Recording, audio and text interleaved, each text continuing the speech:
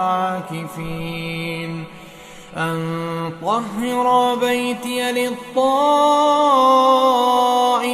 والعاكفين والركع السجود.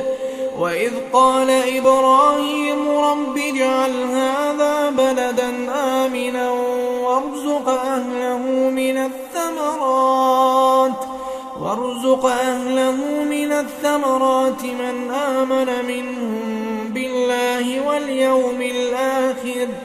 قال ومن كفر فأمتعه قليلا ثم أضطره إلى عذاب النار وبئس المصير. وإذ يرفع إبراهيم القواعد من البيت وإسماعيل ربنا تقبل منا إنك أنت السميع العليم.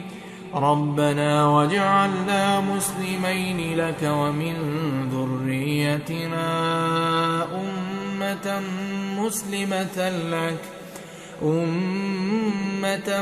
مسلمة لك وأرنا مناسكنا وتب علينا إنك أنت التواب الرحيم.